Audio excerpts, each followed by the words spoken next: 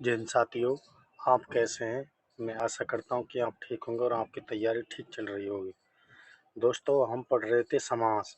समास में हमने तत्पुरुष समास पढ़ रहे थे, जिसमें हमने तत्पुरुष समास के 3 भाग पढ़े थे। नंबर 1 कर्म तत्पुरुष, नंबर 2 करण तत्पुरुष, नंबर 3 संप्रदान तत्पुरुष। जो आज पढ़ेंगे हम नंबर 4 अपादान तत्पुरुष पढ़ेंगे कि अपादान तत्पुरुष होता क्या है। देखो दोस्तों, अपादान तत्पुरुष, इसमें अपादान कारक की विभक्ति से का लोप होता है। इसमें जो अलग होने की भावनाएं वो छिपी रहती है अपादान तत्पुरुष समास में। देखो, जिस प्रकार धनहीन, धनहीन, धन से हीन, धन से हीन मतलब बिना धन का, तो इसमें अलग होने का भाव होता है अपादान तत्पुरुष में। क्योंकि देखो, धनहीन बोल रहा तो धनहीन, तो धन से हीन, बिना धन का। जैसे कि पथ भ्रष्ट, पथ से भ्रष्ट मतलब पथ से भटका हुआ, रास्ते से भटका हुआ। ठीक है, तो ये इसमें अपादान तत्पुरुष समास है। इसमें अपादान तत्पुरुष समास। ठीक है दोस्तों,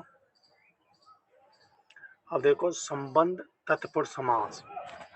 इसमें संबंध कारक की विभक्ति का, की, के लुप्त हो जाती है। जैसे राजपुत्र, राजा का पुत्र, तो इसमें संबंध है, क्योंकि जो राजपुत्र है तो वो राजा का पुत्र है, तो उसका संबंध बनाया है, तो उसमें का की के का लोप होता है। का की के का तो लोप होता है इसमें। जैसे का लोप हो रहा है, राजा का पुत्र। देश रक्षा, देश की रक्षा। ठीक है ना दोस्तों,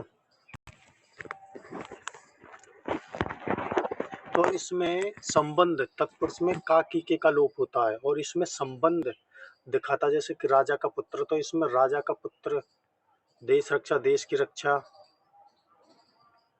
ठीक है दोस्तों, तो ये हो गया हमारा संबंध तत्पुरुष समास। अब देखो नेक्स्ट, अधिकरण तत्पुरुष समास।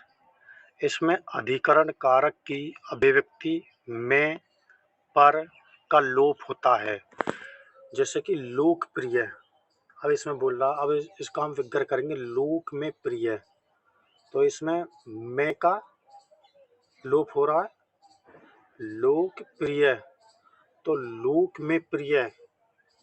ठीक है दोस्तों, तो अधिकरण, आपको विभक्तियों का ध्यान रखना है कि अधिकरण में किस विभक्ति का लोप होता है, संबंध में किस विभक्ति का लोप होता है, कर्म में किस विभक्ति का लोप होता है। तो इसमें आपको विभक्ति याद करनी है थोड़ा बस। जिस प्रकार धर्मवीर, अब देखो धर्मवीर, अब धर्म में वीर, धर्म में वीर ये हो जाएगा।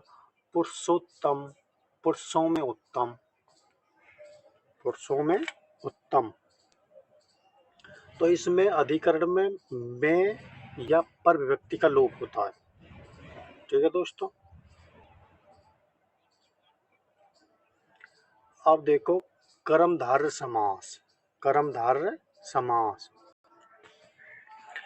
जिस समस्त पद का उत्तर पद प्रधान हो तथा पूर्व पद, उत्तर पद का मतलब कि बाद वाला पद होता है वो उत्तर पद होता है, और पूर्व पद जो पहला पद होता है। जिस समस्त पद का उत्तर पद प्रधान हो तथा पूर्व पद व उत्तर पद में उपमान उपमेय, उपमान उपमेय, उपमेय वे होती है जिसकी तुलना की जाती है उपमान से।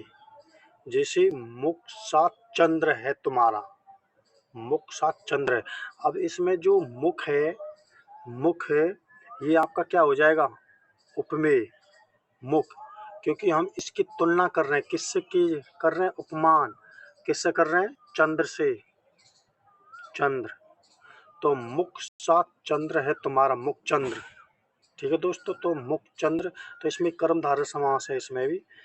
तो मुख सात चंद्र है तुम्हारा या मुख चंद्र, तो इसमें हम जो मुख है वो उपमेय होता है, जिसकी तुलना करते हैं वो उपमेय होता है, और जिससे तुलना करते हैं वो उपमान होता है। जैसे कि मुख इसमें उपमेय हो गया और चंद्र इसमें उपमान हो गया। ठीक है दोस्तों, तो उपमान उपमेय अथवा विशेषण विशेष संबंध हो,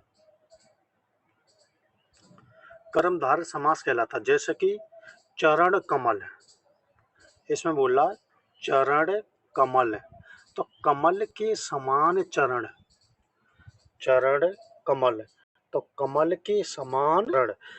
अब इसमें जो कमल है वो आपका क्या हो जाएगा, उपमान, उपमान हो गया। और जो चरण है वो क्या हो गए आपके उपमेय, ये आपके उपमेय हो गए। तो इसमें हमसे पूछेगा कि चरण कमल में कौन सा समास है, तो चरण कमल में कौन सा समास है, कर्मधारय समास। चरण कमल, कमल के समान चरण, कमल नयन, कमल के समान नयन। ठीक है दोस्तों, चंद्रमुख, चंद्र के समान मुख, या अगर चंद्रमुख। ठीक है, तो इसमें हमारा कौन सा समास हो जाएगा, कर्मधारय समास। ठीक है,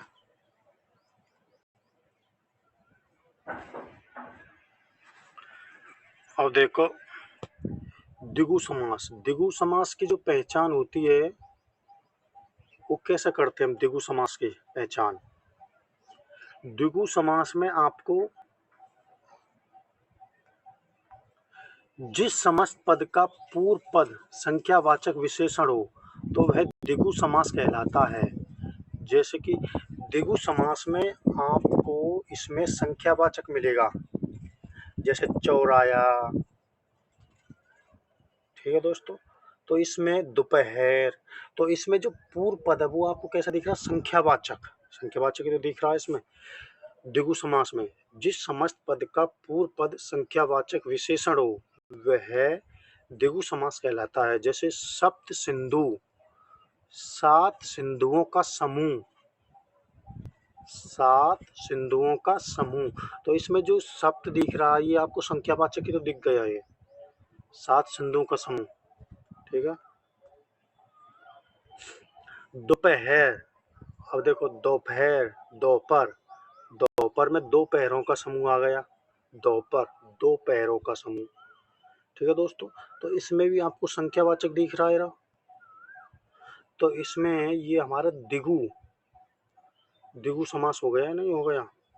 जैसे चौराया, चौराया, चौराया देखो 4 राहों का समूह, तो इसमें भी आपको इस समास में आपको जो पूर्व पद होगा वो संख्यावाचक दिखाई देगा, तो वो आपका द्विगु संख्यावाचक होगा।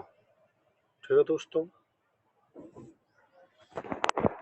हम अपने क्लास को यहीं विराम देते हैं क्योंकि फिर क्लास हमारी बड़ी हो जाएगी। अब इसके 2 समास और रह गए, द्वंद्व समास और बहुव्रीहि समास, इनको हम कल कराएंगे। ठीक है दोस्तों, ज़्यादा से ज़्यादा हमारी क्लास को लाइक शेयर सब्सक्राइब करें दोस्तों, और मिलते हैं दोस्तों अगली क्लास में। तब तक के लिए जय हिंद, जय भारत।